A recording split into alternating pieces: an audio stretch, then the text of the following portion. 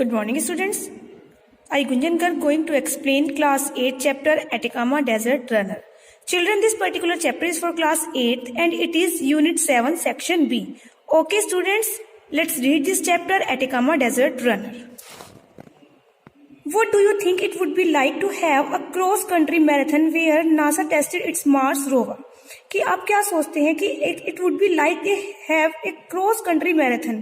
कि आपको क्या लगता है कि क्रॉस कंट्री मैराथन वहां पर हो सकती है जहां पर नासा ने अपना मार्स रोवर से सैटेलाइट है जहां पर उसको टेस्ट किया था? क्या ऐसी प्लेस पे एक मैराथन हो सकती है? Let's discuss this chapter Atacama desert runner. The Atacama Desert in Chile, South America is the driest place on earth. आपको साउथ अमेरिका में जो चिली प्लेस है वो एटाकामा डेजर्ट है जहां पर वो सबसे ड्राइएस्ट प्लेस है इस अर्थ का. 50 times more arid than California's Death Valley. वो कैलिफोर्निया की डेथ वैली से 50 टाइम्स ज्यादा ड्राइएस्ट प्लेस है. ठीक है, वो इतना सूखा प्लेस है कि वो अर्थ का जो है सबसे ड्राइएस्ट प्लेस है. It is in fact the only place on earth that resembles the surface of Mars. केवल यही वो प्लेस है इस पूरी अर्थ पर जो जिसको रिजेंबल यानी जिसकी समानता की जाती है मार्स की सरफेस से यानी मार्स की सतह से.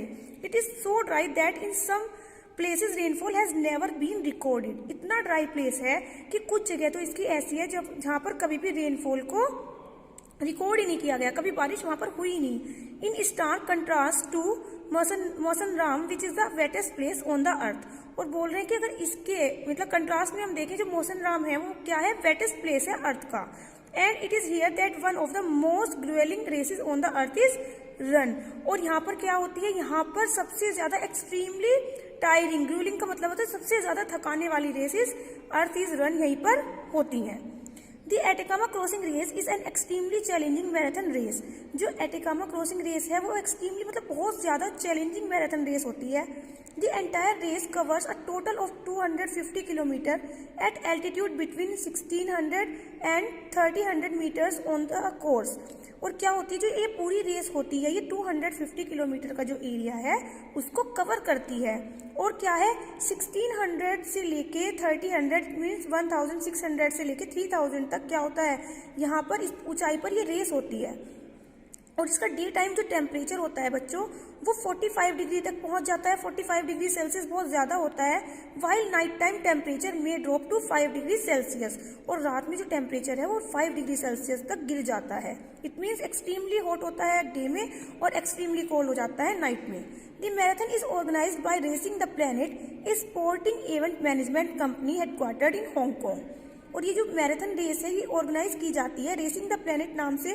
एक स्पोर्ट इवेंट होता है रेसिंग द प्लेनेट जिसको ऑर्गेनाइज करती है एक कंपनी जिसका नाम है रेसिंग द प्लेनेट. एक स्पोर्ट इवेंट मैनेजमेंट है और जो जिसकी कंपनी का हेडक्वार्टर है वो होता है हांगकांग में. Okay students, and widely recognized as the most prestigious outdoor series in the world. और अगर देखा जाए तो इसको दुनिया में जो वर्ल्ड में सबसे ज्यादा आउटडोर सीरीज में सबसे ज्यादा प्रेस्टिजियस इवेंट है ये और सबसे ज्यादा वेल रिकॉग्नाइज्ड है, सबसे ज्यादा प्रसिद्ध है. However, the ultimate objective of the event is not just sport, but to foster greater understanding between diverse culture and nationalities. और क्या है इसका जो एम है वो केवल यही नहीं है कि स्पोर्ट को हम दूर दूर तक फैलाएं, बल्कि ये क्या इस रेस का एक जो एम है वो ये भी है कि दो कंट्रीज के जो कल्चर्स हैं, नेशनलिटीज हैं, वो उसकी अंडरस्टैंडिंग हो. सब लोग एक दूसरे के कल्चर को, एक दूसरे के नेशनलिटीज को अंडरस्टैंड करें. Sumant Kidambi from Hyderabad recently took part in Atacama Crossing Marathon, one of the 4 desert races, a series of 4 self-supported races run over 7 days. जो सुमंत किदाम्बी है बच्चों हैदराबाद से रिसेंटली ही उन्होंने एटाकामा क्रॉसिंग मैराथन में पार्टिसिपेट किया था जो कि 4 डेजर्ट रेसेस की सीरीज में से एक सीरीज है. और इसको बोला जाता है सेल्फ सपोर्टेड, यानी यहाँ पे जो एथलीट होता है उसको कुछ भी एड नहीं मिलती, कोई हेल्प नहीं मिलती, उसको सब कुछ अपने आप से ही करना होता है. और ये जो रेस है 7 डेज तक चलती है. The race are run in the 4 major desert of the world. और ये जो रेस है ये वर्ल्ड के 4 मेजर डेजर्ट में मरुस्थल में होती है. कहाँ कहाँ पर होती है बच्चों, आप इसको अंडरलाइन भी जरूर कर लेना. The Atacama in Chile, the Sahara in Egypt, the Gobi in China and Antarctica. ठीक है, और अंटार्कटिका में एटाकामा जो होती है वो कहाँ पर होती है, चिली में, और सहारा इन इजिप्ट, और गोबी इन चाइना, और ये अंटार्कटिका में होती है। Kidambi became the first Indian to complete the Atacama crossing marathon.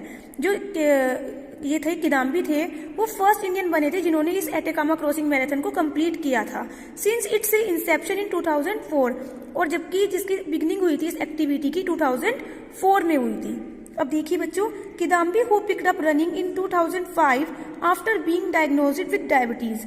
Kidambi को ये रेस मतलब रनिंग की आदत कब लगी, तो 2005 में उन्हें ये पता चला कि उन्हें एक डायबिटीज की, ये जो डायग्नोज विद डायबिटीज, उन्हें डायबिटीज हो गया था। Quickly developed a passion for the sport and not just for health reason. उन्होंने क्या किया, उन्हें एक पैशन हो गया, उन्होंने अपने डेवलप किया अपने पैशन को स्पोर्ट के लिए, और उन्होंने अपनी जो हेल्थ रीजन है उसके बारे में कुछ नहीं सोचा।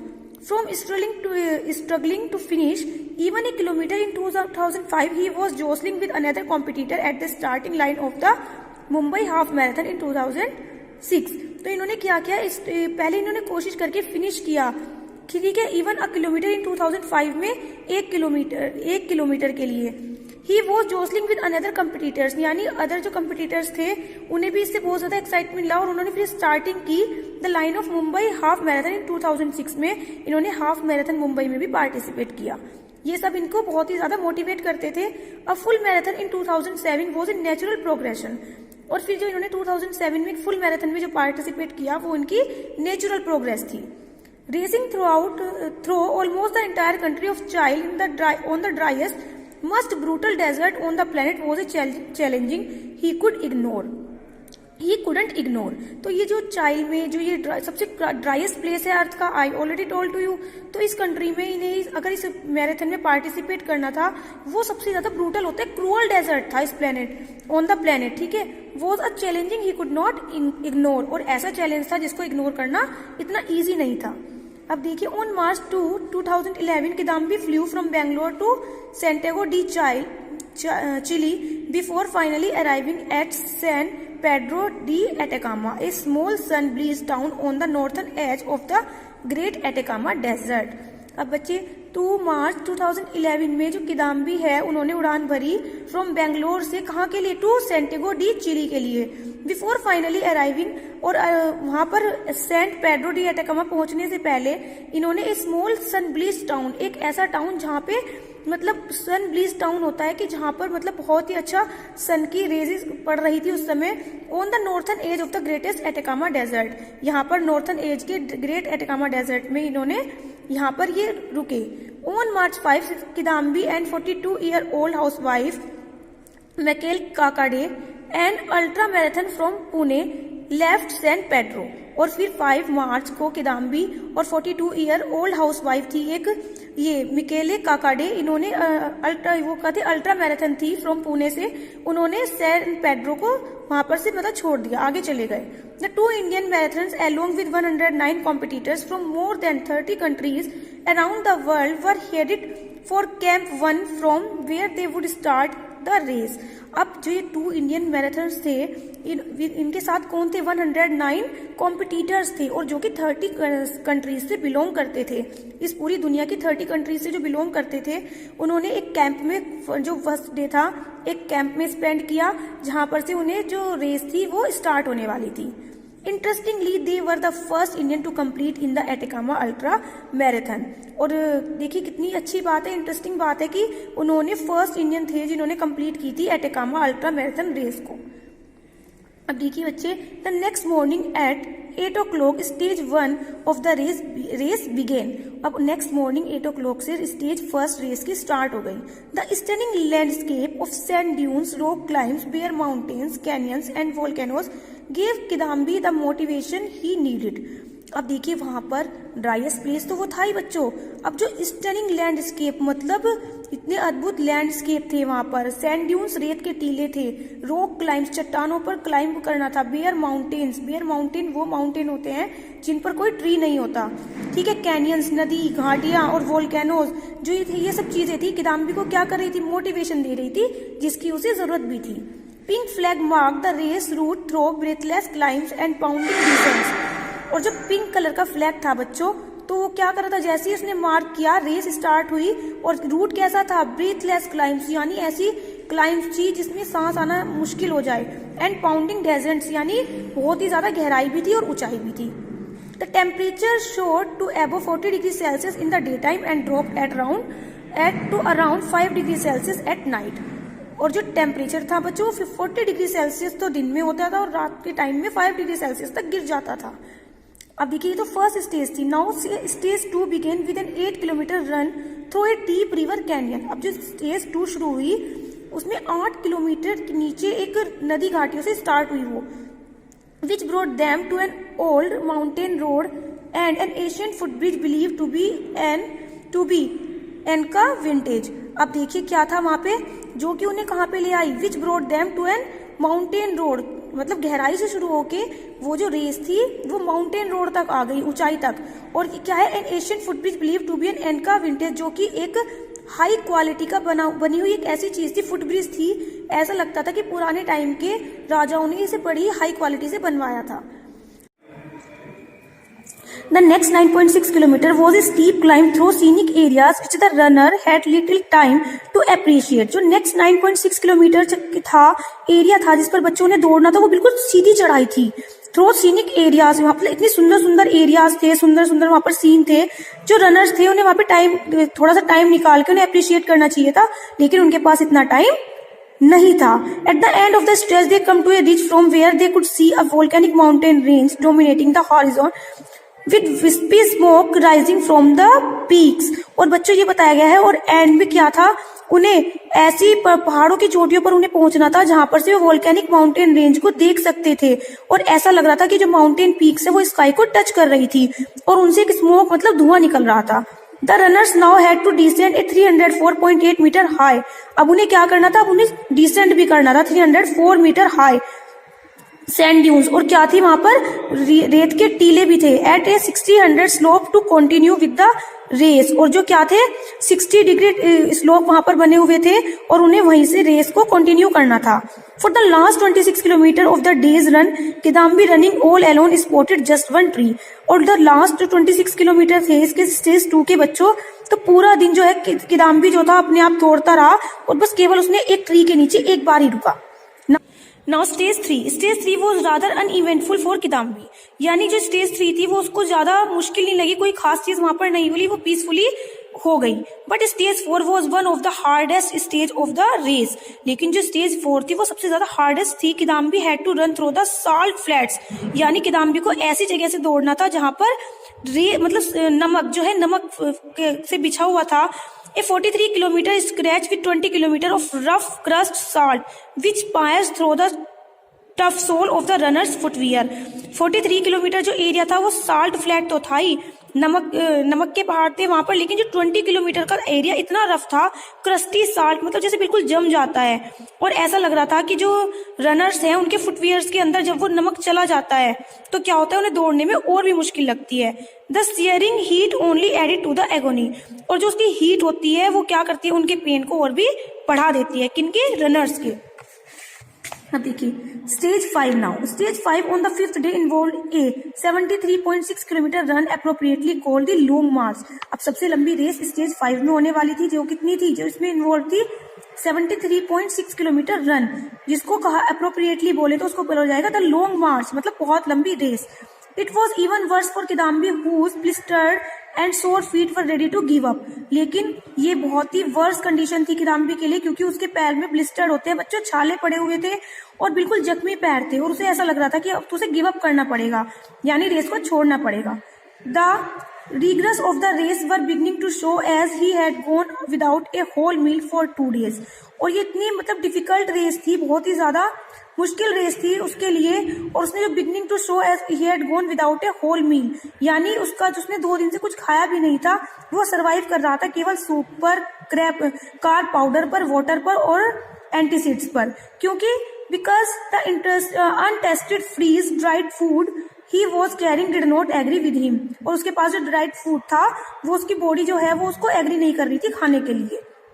At one time he almost felt like giving up. एक बार को तो उसे ऐसा लगा कि बस उसे अब गिव अप करना ही पड़ेगा. But the key at all time ways to stay positive. लेकिन हमेशा जो उसके मन में पॉजिटिव रहने की जो थिंकिंग थी वो उसके लिए बेस्ट चीज थी. He never gave into a despair out of loneliness or exhaustion. यानी उसने सोच लिया था कि वो कभी भी गिव अप नहीं करेगा, कभी निराश नहीं होगा अपने अकेलेपन से और अपने टायर्डनेस से. एक्सोशन मीन्स होता है बच्चों टायर्डनेस से. And always held on to good thoughts, और अपने माइंड में हमेशा अच्छे विचार रखेगा. There was adventure and surprise along the way. अब इस वे में बहुत ज्यादा एडवेंचर और बहुत ज्यादा सरप्राइजेस मिलने वाले थे. They had to pass along 6 kilometre of fence of minefield, a result of a border dispute between Chile and Argentina. तो बच्चों यहाँ पे बताया गया है कि जो 6 किलोमीटर का एरिया उस रेस में आने वाला था वहां पर फेंस यानी रस्सियां बिछाई हुई थी और माइन बिछाए हुए थे, क्योंकि वहां पर इसका चिली और अर्जेंटीना का बॉर्डर था और उस पर वहां पर कुछ पहले से डिस्प्यूट थे. With glow stick marking out a safe route, और जो सेफ रूट था उस पे स्टिक से मार्किंग की गई थी कि इस रूट से आपको दौड़ना है. Someone with a crooked sense of humor suggested that the local might have moved the route markers which resulted in the runner taking a long route to avoid the minefield. और किसी ने ऐसी मजाक में बोल दिया कि जो यहाँ के लोकल के लोग रहने वाले हैं वो भी इन मतलब जो मार्क बनाए हुए थे सेफ रूट के वहीं से ही मूव करते हैं, और इसलिए सभी जो रनर्स थे उन्होंने ये सोचा क्यों ना हम माइनफील्ड को इग्नोर करने के लिए एक लॉन्ग रूट ले लेते हैं. Relief eight having survive the order gave everyone the extra boost they needed. लेकिन जब उन्होंने वो जो रास्ता था वो सारा वे था जब उसको क्रॉस कर लिया तो उनका क्या था कि बहुत ही हॉरिफाइंग एक्सपीरियंस था, बहुत ही डरावना एक्सपीरियंस था, लेकिन उससे उन्हें मोटिवेशन भी मिल रहा था जो उन्हें चाहिए था. ओके स्टूडेंट्स, देखिए you can see the picture. ठीक है, Kidambi with national flag. On the morning of March 12, after 7 days in the Atacama, the competitors had passed through 30 checkpoints throughout the event. अब 12 मार्च को 7 डेज तक जब ये एटेकामा रेस चली, जो कॉम्पिटिटर्स थे उन्हें 30 चेक पॉइंट से अलग-अलग 30 चेक पॉइंट से गुजरना पड़ा. Kidambi ran towards the finish line at the San Pedro town, squaring waving the Indian flag. और जो किदाम्बी है उसने कहां पर दौड़ लगाई? फिनिश लाइन पे with Indian flag, San Pedro town में अपने इंडियन फ्लैग को वेव करते हुए.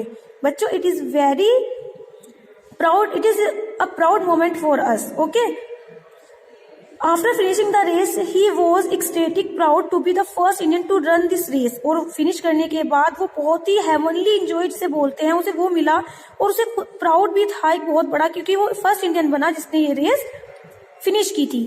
87 other competitors including Mikale Kakade, 87 other competitors थे, उसमें जो थी इंडियन जो थी वो मिकाले काकाडे, उन्होंने भी रेस फिनिश की. The feeling of elation and pride I felt this indescribable. और वो बताता है कि जो फीलिंग होती है कि पहला ऐसा रनर बनने की, ये जो है इसको हम डिस्क्राइब भी नहीं कर सकते. Being first was merely an optional extra, Kidambi says. Kidambi कहता है कि जो फर्स्ट आने की, पहला ऐसा इंसान बनने की जो खुशी होती है उसको एक्सप्लेन नहीं किया जा सकता. At the race we have several time first timers. और वो बता रहे हैं कि हम फर्स्ट रेस में बहुत सारे फर्स्ट टाइमर्स थे जो फर्स्ट टाइम इस रेस में आए थे. Sharing mutual hopes and fears, सब अपनी होप्स और फियर्स को भी शेयर करते थे. We help each other and were help by those, यानी हम एक दूसरे की हेल्प करते थे और उनसे हमें हेल्प मिलती भी थी. Were running in such event for the second और थर्ड टाइम, और कुछ रनर्स ऐसे भी थे जो इस रेस के लिए सेकंड और थर्ड टाइम आए थे. It was like being part of a large family. और बता रहे हैं कि जो सारे रनर्स थे ऐसा लग रहा था जैसे वो हमारी फैमिली का ही एक पार्ट हो. A true brotherhood sense borders indeed, और ऐसा लग रहा था कि हम सब में इतना भाईचारा है और हमारे बीच में बॉर्डर की इस तरह की कोई भी दीवार नहीं है. Okay students, this chapter is written by Rudranil Sengupta. Okay students, I hope you understood. Thank you for watching this video. Thank you.